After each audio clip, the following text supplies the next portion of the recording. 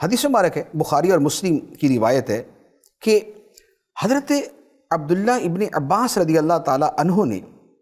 اپنے ایک شاگرد حضرت عطا سے فرمایا، الا اریک امرأۃ من اہل الجنہ، کہ اے عطا کیا میں تمہیں ایک جنتی عورت دکھاؤں؟ جنتی عورت؟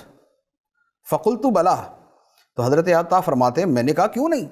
یعنی کہ دنیا کے اندر ایک جنتی خاتون کی زیارت ہو جائے کہ یہ جنتی ہیں، دنیا میں پتہ چل جائے کہ یہ پکی جنتی ہیں، تو انہوں نے کہا کیوں نہیں؟ تو حضرت عبداللہ بن عباس نے فرمایا کہ یہ جو سیاہ رنگ کی عورت ہے، یہ جو سیاہ رنگ کی عورت ہیں یہ جنتی ہے۔ پھر ان کا واقعہ سنایا کہ یہ خاتون نبی پاک صلی اللہ علیہ وآلہ وسلم کی بارگاہ میں آئیں اور آ کے عرض کی، انی اسرع،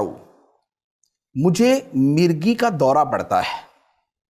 اور جب مجھے دورہ پڑتا ہے تو میرے بدن کا کپڑا ہٹ جاتا ہے، فدع اللہ تعالی لی، تو آپ اللہ تعالیٰ سے میرے لیے دعا کرتے ہیں کہ مجھے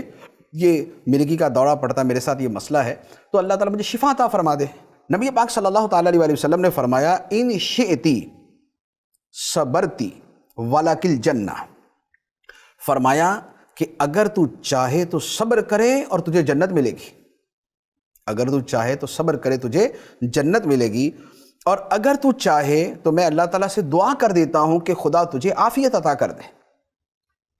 آپ دیکھیں دو آپشن دیے نبی پاک صلی اللہ علیہ وآلہ وسلم نے، فرمایا کہ یا تو یہ ہے کہ صبر کر لو جنت ملے گی، اور اگر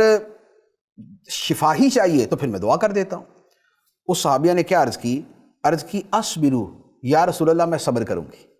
میں صبر کروں گی تاکہ مجھے جنت ملے، میں صبر کروں گی۔ لیکن پھر اس نے عرض کی کہ یا رسول اللہ، جب مجھے مرگی کا دورہ پڑتا ہے تو میرے بدن سے پردہ ہٹ جاتا ہے، بے پردگی ہوتی ہے، آپ اللہ تعالیٰ سے یہ دعا کر دیں کہ مرگی کا دورہ تو پڑ جائے لیکن بے پردگی نہیں ہونی چاہیے،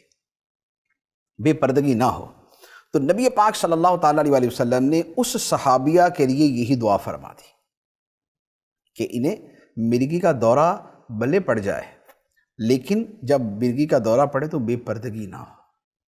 تو یہ وہ تھیں کہ جنہوں نے نبی پاک علیہ السلام سے جنت کی بات دنیا کے اندر ہی کر لی تھی۔ اب اگر آپ اس واقعے کو تھوڑا سا ذرا ڈیٹیل میں جائیں تو آپ کے سامنے کتنی ساری چیزیں آتی ہیں کہ جنت کی خاطر دنیا کی تکلیف، مرگی کا دورہ پڑنا کوئی چھوٹی چیز،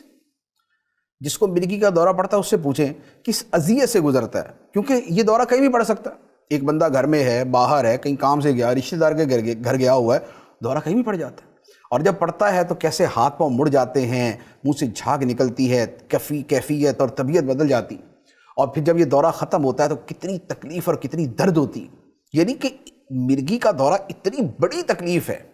لیکن نبی پاک صلی اللہ تعالیٰ علیہ وآلہ وسلم نے جب اس صحابیہ سے فرمایا کہ اگر اس تکلیف پہ صبر کرو گی تو جنت ملے گی، تو انہوں نے فوراً عرض کر دیا کہ یا رسول اللہ، میں صبر کروں گی تاکہ مجھے جنت ملے۔ یہ ہے صبر۔ اور اس کے ساتھ آپ پردے کے حوالے سے اس صحابیہ کی عظمت ملاحظہ فرمائیں کہ کیا عرض کرتی ہیں کہ یا رسول اللہ، مرگی کا دورہ تو پڑتا رہے لیکن بے پردگی نہ ہو، بے پردگی نہ ہو۔ سبحان اللہ، کیا